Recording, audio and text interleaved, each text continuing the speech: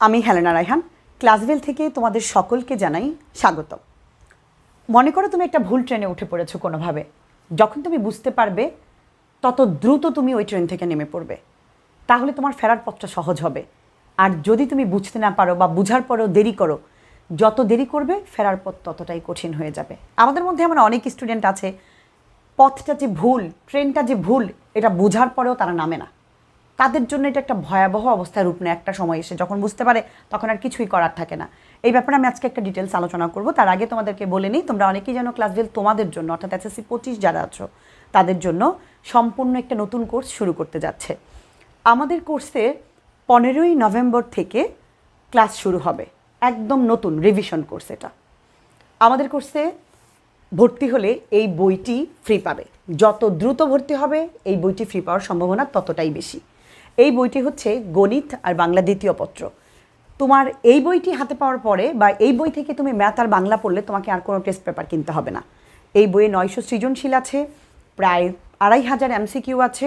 গণিতের প্রত্যেকটা MCQ, প্রত্যেকটা সৃজনশীল আমি নিজে একদম ব্যাখ্যাসহ বিশ্লেষণ করে আমাদের কোর্সে করাই দিই, প্রতিটা, মানে একদম ধরে ধরে প্রত্যেকটা।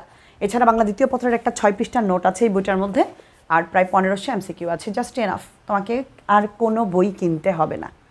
চলো, ভুল ট্রেন বলতে আমি কি বুঝিয়েছি একটু তোমাদেরকে এক্সপ্লেইন করি।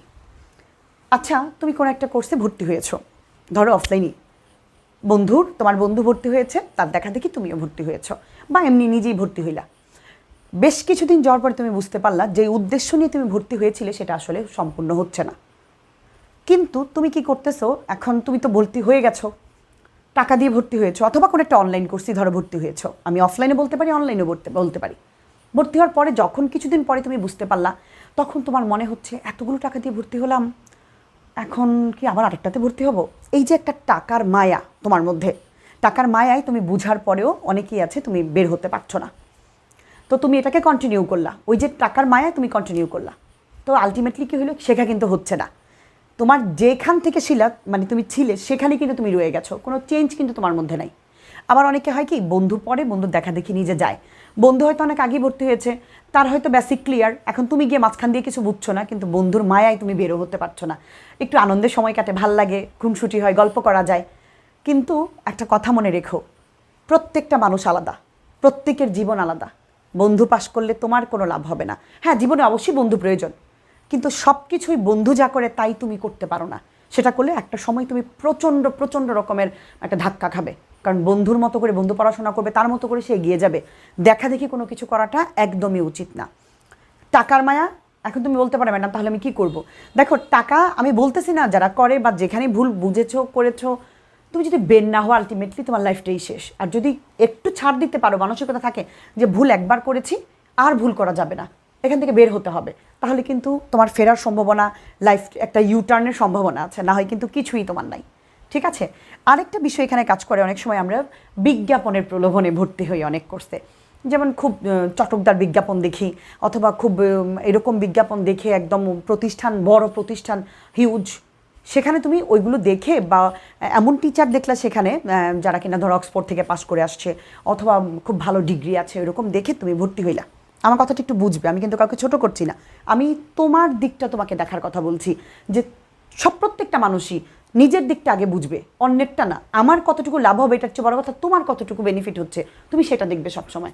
ধরো প্রতিষ্ঠান বড়, আমি তোমাকে বুঝাই, প্রতিষ্ঠান অনেক বড়, কিন্তু তুমি যখন ফোন দাও বা তুমি যখন মেসেজ করো, কোনো নক করো, রেসপন্স নেই। এই বড় প্রতিষ্ঠান দিয়ে তুমি কি করবে? টিচার অক্সফোর্ড থেকে ভালো ডিগ্রি নিয়ে আসছেন, কিন্তু তুমি ওনাকে তোমার প্রয়োজন মতো পাও না। বিজ্ঞাপন এক টিচার দিয়েছেন, যার ক্লাস দেখে ভর্তি হয়েছে, ভালো লাগছে, ক্লাস ভর্তি হওয়ার পর দেখলা অন্যরা নিচ্ছে, তাকে আর তোমার সেরকম ভালো লাগছে না। তো তুমি কি বারবারই ধোঁকা খাবে? অবশ্যই এই বিষয়গুলি তুমি যাচাই বাছাই করবে। একটা কথা শোনো, ভালো প্রতিষ্ঠান থেকে পাশ করেছেন, ওটা উনি অনেক ভালো জানতে পারেন, হয়তো ওনার একটা অনেক ভালো সার্টিফিকেটও আছে, থাকতেই পারে। আচ্ছা, আমার কথা আমি বলি, আমার সার্টিফিকেট দিয়ে তুমি কি করবে? যদি আমি তোমাকে প্রশ্ন করি, আমার সার্টিফিকেট তোমার কি কাজে লাগবে? তোমার কাজে লাগবে আমি কতটুকু ডেলিভারি তোমাকে দিতে পারি, কতটুকু আন্তরিকতার সাথে আমি তোমাকে দিচ্ছি, এবং তুমি আমার কথা কতটা বুঝতে পারছো, এটা তুমি 100% বুঝে নিবে আমার কাছ থেকে। আমার মনে হয় এটা তোমার রাইট আছে, কারণ আমার সার্টিফিকেট আলমারিতে আছে। আমার সার্টিফিকেট দিয়ে তুমি কী করবে? আমার সার্টিফিকেট তোমাকে পড়াতে আসছে? আমি তোমাকে পড়াতে আসছি। অর্থাৎ ভালো জানা, ভালো সার্টিফিকেট আর ভালো ডেলিভারি দেওয়া টিচার এক জিনিস না। এই বিষয়গুলি তুমি খেয়াল করবে। আমিও যে তোমার জন্য অনেক ভালো, আমি তো সেটা বলিনি। আমি তোমার জন্যও ভালো না হতে পারি। আমার কোর্সে ভর্তি হলেও কারো কারো ভুল মনে হতে পারে, সে অবশ্যই এই ট্রেন থেকে নেমে যাবে। কিন্তু যার মনে হবে আমি তার জন্য পারফেক্ট, আমি তার জন্য ভালো, সে অবশ্যই আমার ট্রেনে উঠবে, সে অবশ্যই আমার কোর্সে ভর্তি হবে। এটাই যেন তুমি মাথায় থাকো এবং মনে রাখে। তোমার একটা বিষয়, অনেক বড় প্রতিষ্ঠান, কিন্তু তুমি সেখানে ন্যূনমাত্র তোমার ভ্যালু নেই, অর্থাৎ তুমি অবহেলিত। তো তুমি টাকা দিয়ে কোর্স কিনেছো অবহেলা পাওয়ার জন্য? প্রতিষ্ঠান ছোট হোক, কিন্তু তোমাকে প্রায়োরিটি দেয়, তোমার কথার গুরুত্ব আছে, মূল্য আছে, এমন জায়গায় তুমি ভর্তি হবে। ইভেন যে টিচারের সঙ্গে তুমি প্রাণ খুলে কথা বলতে পারবে, তুমি মেসেজ করলে রেসপন্স করবে। এমন অনেকেই আছে কথা দেয় যে আমরা মেসেজের রিপ্লাই দিব, আলাদা সার্ভিস দিব, পরে দেখা যায় আর দেয় না। তো এই বিষয়গুলি তুমি খেয়াল করবে, ইভেন খুব 100% জেনে বুঝে তারপরে নতুন একটা কোর্সে ভর্তি হবা। আর যদি ভুল করে থাকো, যদি আমি মনে করি একদম বসে থাকার চেয়ে বের হয়ে আসো। মানুষ থেকেই শিখে, আটকেই শিখে। তোমারও হয়তো মানুষ চিনতে ভুল হয়ে গেছে, তোমারও হয়তো একটা কোর্স মানে ভালো না খারাপ এটা বুঝতে একটু দেরি হয়ে গেছে, ক্ষতি কি? যা হয়ে গেছে গেছে, কিন্তু কাম ব্যাক করো, ফিরে আসো। বসে থাকলে তো কিছুই হবে না। এই জন্য আমি বলি, এই সময়ে প্রত্যেকটা মিনিটের গুরুত্ব তোমার আছে। অর্থাৎ তুমি কোথায় ভ্যালুয়েবল, তোমার মূল্য কোথায় আছে, তুমি কোথায় মূল্যায়িত হও, তোমার কথার প্রায়োরিটি কে দিচ্ছে, এমন কোর্সেই তুমি ভর্তি হবে। আরেকটা বিষয় আমাদের স্টুডেন্টদের মধ্যে কাজ করে, সঠিক সময়ে আমরা সঠিক সিদ্ধান্ত নিতে পারি না। অর্থাৎ তুমি এই মুহূর্তে ভুলটা বুঝতে পেরেছো, কিন্তু ঘড়িমসি করে বন্ধুর মায়ায়, টাকার মায়ায়, হ্যান ত্যান করে তুমি দেরি করে ফেললা। তোমাদের 2 মাস সময় পরীক্ষার জন্য বাড়াইছে, এটা তোমার জন্য কিন্তু একটা আশীর্বাদ হইতে পারে। অর্থাৎ তুমি কিন্তু এই সময়টা বেসিক ক্লিয়ার করতে পারো 2 মাসে, 3 মাসে, বাকি 2 মাসে তুমি শুধু রিভিশনের মধ্যে থাকতে পারো। এখন তোমার যদি বেসিকই ক্লিয়ার না হয়, তুমি রিভিশন কি দিবে?